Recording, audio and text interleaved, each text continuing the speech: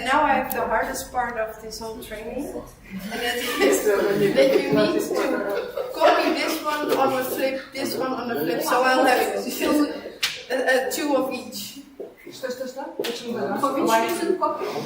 That's for the next step. You need to work in two teams, so we need every development copied. Okay. So it's not hard at all. You have an agreement about this? No.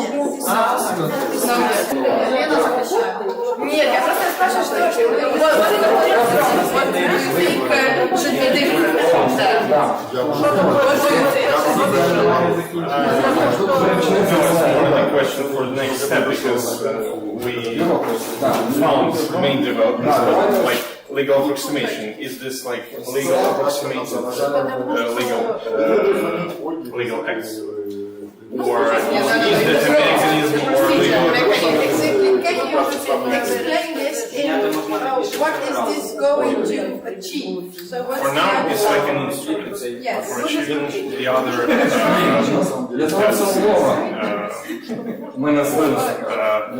we have chosen horizontal instruments. It's organizational. So, of course, we could find some conceptual issues, but we decided that instead of it, we'll try to. But this one is the main problem in your selection? No, it's not a problem. It's one problem. Yes, of course. What is your... Okay, I'm going to ask the others as well. Okay, thank you for speaking. No, yeah, because we didn't... Yes, I know. You were... Okay. I'm taking the liberty, if you're fine with it, to give you a little bit more information on what you are doing. Because I said to you, we are introducing and practicing a method that's called scenario planning. Did you work with it before? Is this somebody? No, scenario planning? Oh, I'm being... Well, this method is being used, and the ways that we are applying it, and you did the first 3 steps of it, was developed by Shell. That's a company that's always trying to see new developments and trying to understand the environment around them. Not always the environment, but ecology is always on tape. That's a good thing about being an independent consultant. But they have a very interesting way of mapping developments, change, everything that's working around them. So we have been doing the first 3 steps. And why is this method developed? Well, it's trying to understand and create what's saying here on the sheet. Understand the ideal world you could and would like to be in. So what's the vision that you have? There's a vision behind the association agreement. There's a vision behind the European collaboration. So if you take that in mind, and it's also very much value driven, and not so much all the technical thing that we make it, because we are always drafting all kinds of rules and laws and directives, but it's not really what it's about. But it's an instrument to get there, and often, especially in many countries, we focus so much on all these kind of details that are very important. If you don't have it, then you have a mess. But it's really to keep in mind all the time when you're working, why am I doing this? What is it for? What's the outcome that I want to achieve with this? And really the scenarios that you make is, it's not reality, it's a way of understanding in which directions your world that you're working in could develop.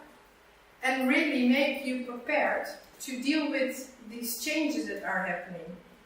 And one thing that often happens when people make scenarios, they make all very beautiful, great, positive scenarios. So they are prepared for a beautiful, new, changing world. But that's not always the case.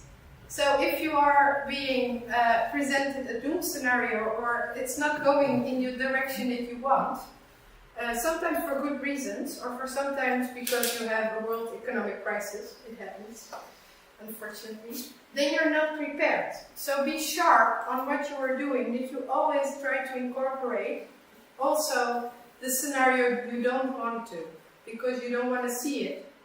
So if you're making a team, for instance, don't send away that applicant that's a bit moody. That's always seeing things from the dark. You're feeling some recognition. You need on your team somebody that's always like, it's not going to work. Because that person is able to reflect and take you a little bit from that. In the Netherlands we call it the pink cloud. I don't know why we call it the pink cloud. Cloud 9. Okay, cloud 9. Something that has a little bit of a realistic streak. Like, that's why we like to work with each other, because I'm always, yay! And he's like, oh, watch out, there's a car coming.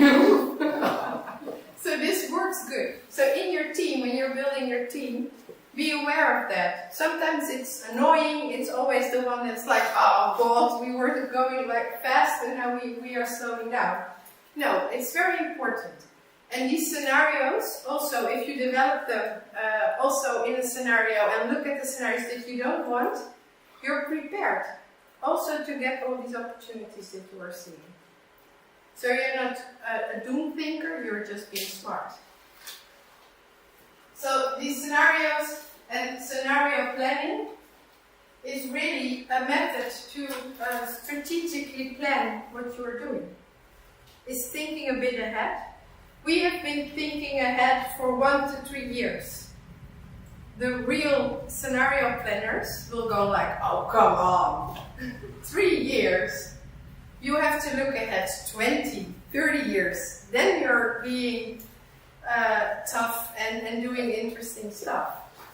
But what we have seen, and in the Netherlands we work with 3 to 5 years, because then we can look over periods of the cabinets, of the ministries. Because usually when we have elections, then we all think that the world is going to change completely, and then we can't do anything. We have to wait because we need new visions.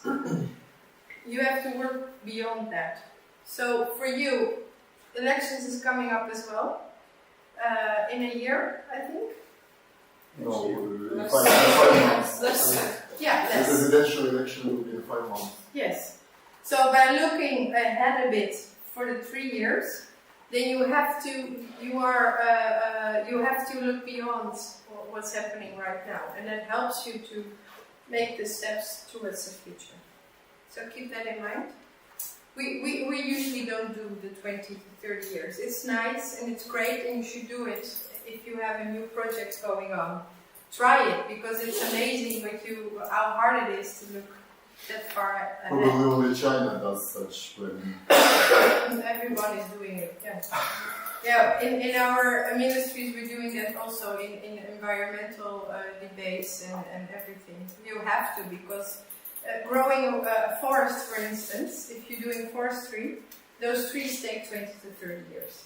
And we were making proposals for only 2 to 3 years, and nobody was getting those subsidies, because they were like, I have to invest so much money. I only have an oversight of 3 years. Those trees don't grow in 3 years.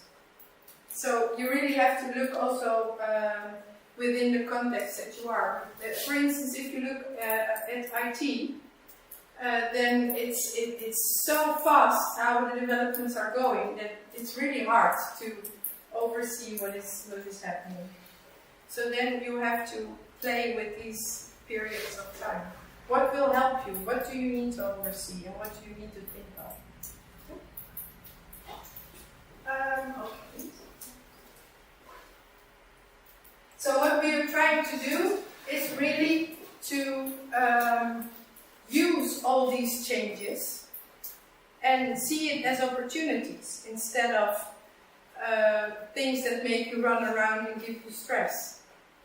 So what you have been doing is really, from your own perspective within the organization, looking for ways to get understanding of what is happening, to see trends, to analyze what's going on around you.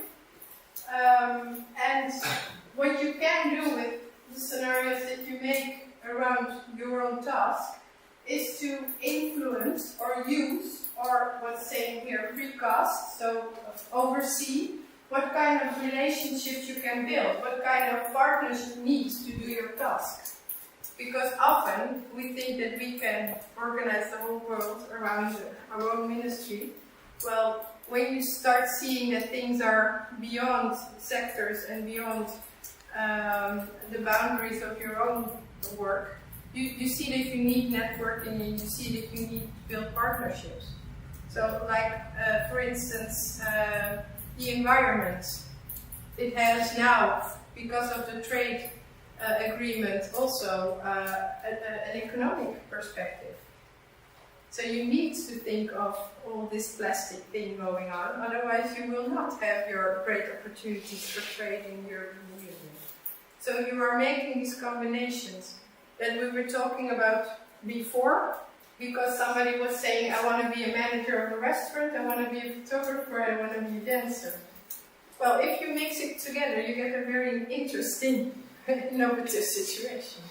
And that's really what's happening also to your public administration. You see that everywhere those coordinating bureaus, departments are popping up, because you are seeing cross-cutting teams.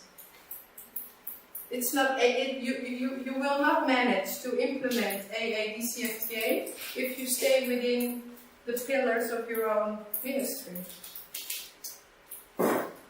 Okay, and then thinking ahead, okay, what kind of networks do I need? What kind of partners do I need? Do I need to partner up with business, or are there interesting NGOs that can help me within the Ukraine but outside?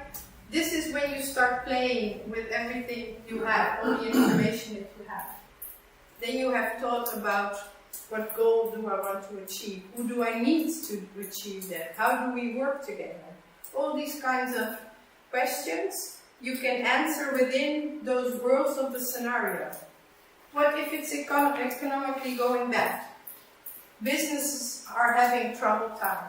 They will not be that interested, maybe, to collaborate with their competitors, but you need them to collaborate. How do you influence that? For instance, there's prices of energy going up. Or in your case, for instance, a lot of energy companies are asking, why don't they build windmill parks? Why are they not doing that? Why aren't they using the fact that there's a lot of open space and wind that you can transform into other types of energy? Is there somebody that can answer this question? Priorities. Priorities of the government, cheaper energy. It's possibility to sell it abroad, to get profit as soon as possible, and to use the old infrastructure. What we have here.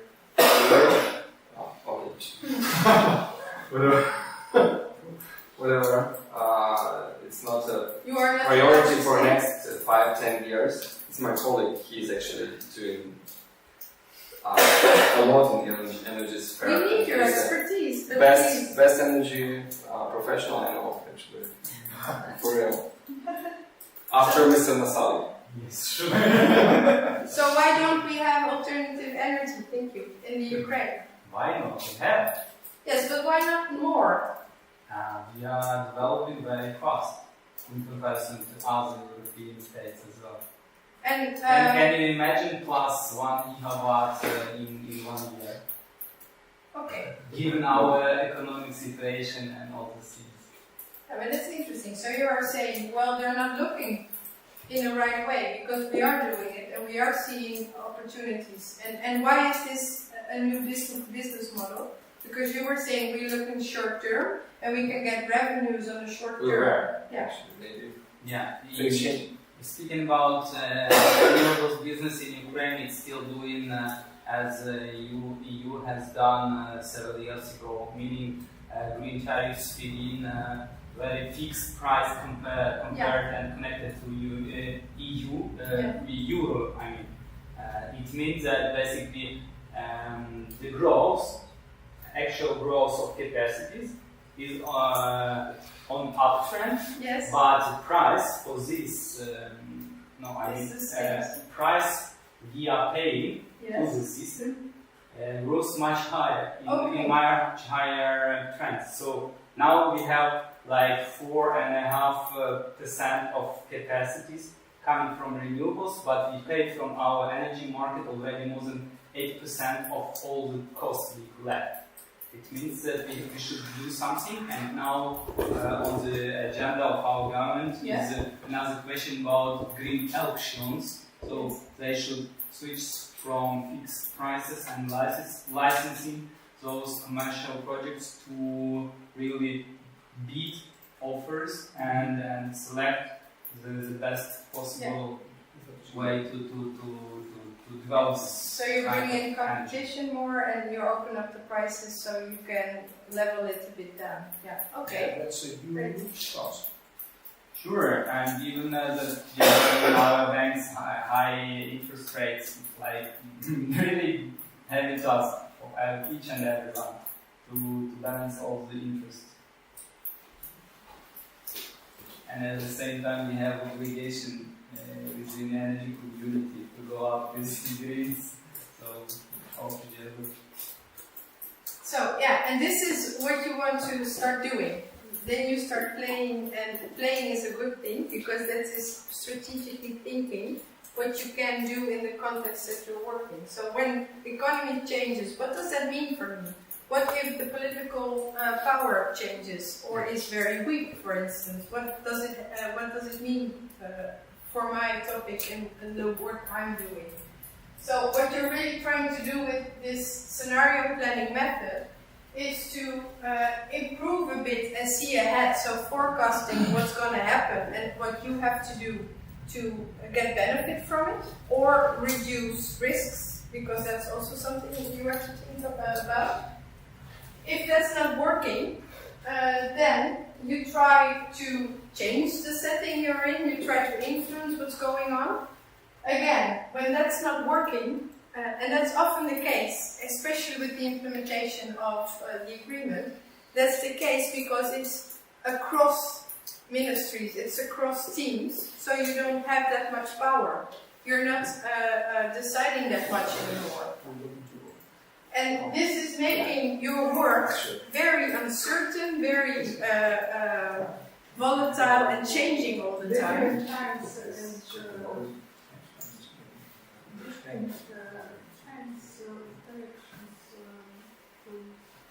Yes. Yeah. So you have changing circumstances all the time, and this is really the best environment, the best circumstances to use scenario planning, because you have seen that you are not able by yourself to forecast what's coming on, so you cannot see the future alone. We have been working cross-cutting ministries this morning and hearing from each other what's happening. Sometimes you can't influence it. You're trying to, but you have to, the debates you were having, what are the three main developments for you? That was a really, in that group for instance, it was a good debate, because it wasn't that easy. Some of you in other groups were like, okay, it's easy, this is our top three. But this is really what it's helping you to really think about things and think things through. And the scenario planning is giving you a setting to work with it, to see what the benefits are and what the risks are if you are taking. So what I want to say with this picture, if it's easy, if you can do a straightforward job, if it's clear what the problem is and what the solution should be, don't use scenario planning, just go ahead and do it. Don't make life hard. If you don't have consensus with the people you are working about what really the problem is, so it's complex, like if you talk to a certain group, it's a problem. If you talk to farmers, then you have a completely different perspective on environment and ecology than when you talk to some activists that want reduction of energy use, for instance. So, if it's not clear, and you're not going to get it clear because there are all these perspectives in real life, and you're not clear about what the solutions should be, we have a great case in development about potable water. So, just getting clean, usable water from your tap is a very interesting case. But that's another thing. But if you start analyzing it from different perspectives, then you see the complexity. Teresa, one small remark, Yes? if I may. Even if it's a simple problem, look at it. Because people have the tendency to say that it's simple problems, but if you just go one scratch deeper, you will see that there is much more into it than you first think. Oh, this is very important because if you think it's easy, check before you Please check. Please check. Don't trust it. No, exactly. Because I've been working for a few years in a change program within the Ministry of Justice in the Netherlands with the Department on Migration. They were in the middle of the world crisis on the migration, the figures growing, people drowning everywhere. And those specialists were saying, it's not a complex problem. It's just figures going up and figures going down, shutting borders. No, it's quite clear. It's like, wow. You see? You can be blinded by your expertise. European approaches, so what should we say about our approaches? Yes. Well, okay. Don't tempt me. The camera is on. You look like a doom guy. I would make a team with him. Yeah, I would team with him. You have already found your scenario partner. Yeah.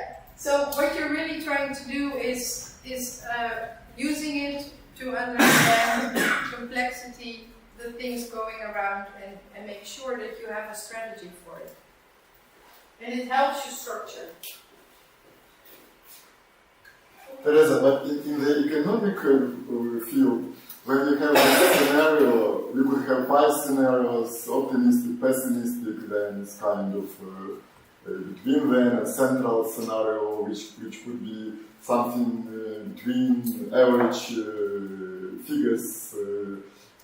Could it be the same with this shell scenario planning? Yes, exactly. You can, based on the analysis that you're making, you can choose how many you need. Because usually we don't go beyond 4, because it's complex already to have 4 perspectives on something, and to manage it in your head. Maybe if we get a computer and artificial intelligence to help us, it may be more. But and of course they're working with a lot more scenarios. But sometimes it's enough to have extreme scenarios. So you have the positive one and you have the negative one, and you try to manage between them and look for ways to deal with those extremes. But probably in the reality we will have something average when we start implementing this policy. Or yes, because in the end your policy is always reasonable. So policy is bridging all these extremes and tries to help as many people as it can. And what we are seeing, usually it helps 80% and you have 20% that do not help. Then you have to do risk management for those 20%. But that's an added policy thing you have to apply. But you thought about it, that's the important thing.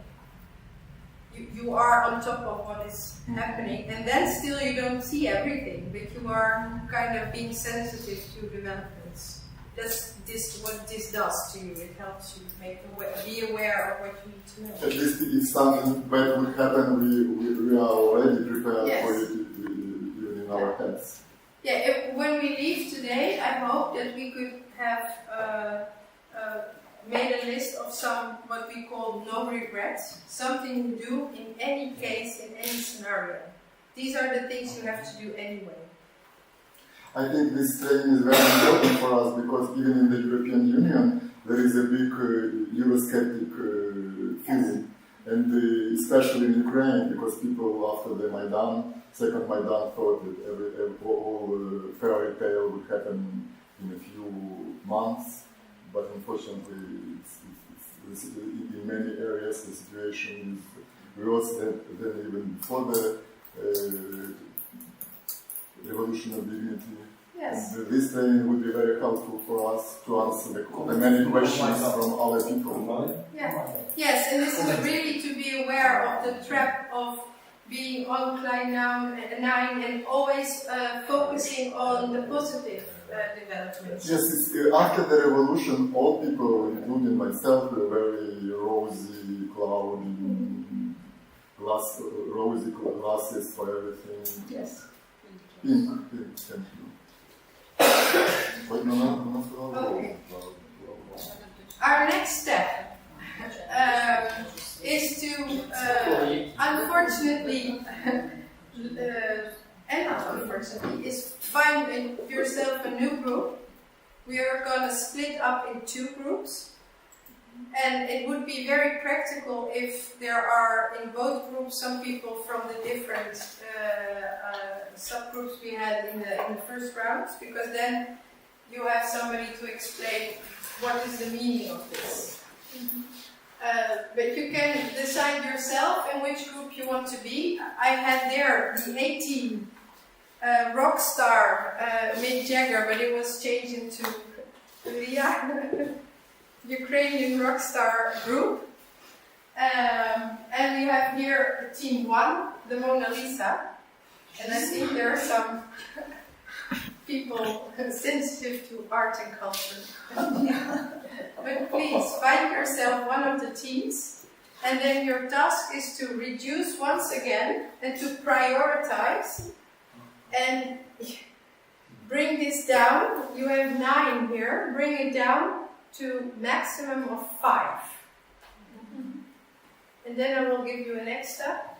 And if we have that step in place, we go for lunch at 1 o'clock.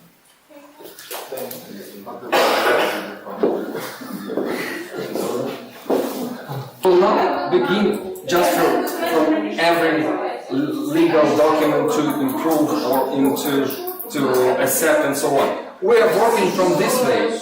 We are cooperating using these instruments to implement these 2 things. Finally, holy parade! But it's we not won. implement, it's introduction. This is public administration. This who this do and how they do this. How fast, how good, and so So on. what you were saying is that this provides a framework to do this. No, this. Yes, that's true. Okay, I'm going to help you. All these 5 developments will have a central role in your scenarios, because in your scenarios you will be defining what this means, what is happening with these 5. So the next step may help you, and it's really to decide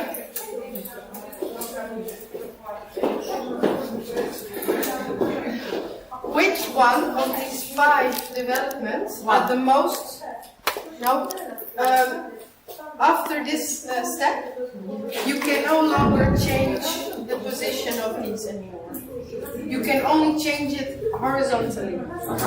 So what you have to decide with each other is which one of these 5 is the most uncertain. So uncertainty means you don't know if it's going to happen, and you don't have anything you can do about it. So it's like the weather. We can do everything, but we know all this. But we know everything is written in plans, so it is going to happen. All of this. And that's what you mean? Plans will always happen. But not in the same time, but probably a bit later. But anyway. Uncertainty. So should we drive like this? then you can take it off and you can go like this. You cannot I see. Okay. But we should do it. Sorry, we should do it after we agree about the Yeah, so the real question is now, can you agree on these 5 in this ranking? So? I want to join Olena because I think the same way that legal approximation without this base we couldn't achieve because Let me opinion as explain well. why I think that we should at first have you should understand this part, introduction of EU standard, like in a more broad way. We're not talking about like specific standards in trade. If we take, for instance, each treaty, at first we have like principles on which we base like all the activities and Would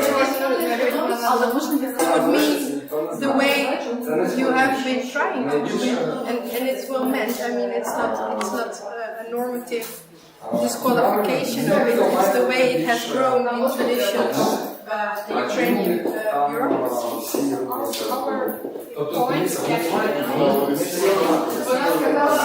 This could be your and what we are going to do after lunch, and it's interesting, is to make this, what does it look like? Так, ну, ні, довго. And this 1, 2, 3, 4.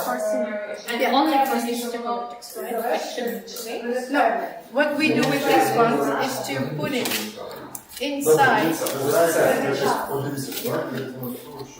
You're gonna say within each scenario what is happening with the e-government system, what is happening with the legislation, what is happening with the institutional capacity cooperation.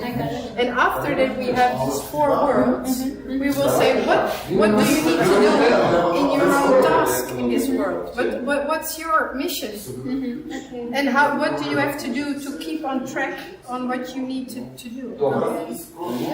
So you are ready for lunch. I'm going to check out the other group. Thank you. The axis of your scenario. To everything else, yeah? Yeah. This is actions, this is theory, right? Alright. No, yeah. Не манипулируйте. This will be within your. This will be the thing that you need to find within each scenario. So, what will this scenario mean for the introduction of the EU standard? Will it have a good environment? What this? Yes. For this? Yeah. So what you are saying is the vision Decentralization just. of Functions. Yeah, this is yeah. And then you are saying decentralization. This is a typing of the division. What's at the other end? If you do not have decentralization, what do you have? we have the same way we were working before years, all our independence since our independence. The main reform of public administration will not Will not go. Yeah, so no reform means that it keeps going on centralized, right? Yeah. Yeah. Very simple. Central Kiev. Yeah. And it's a beautiful Only city. Kiev. Only Kiev in Ukraine. That's Yes. all. Okay. And on the other X, you will have the e-government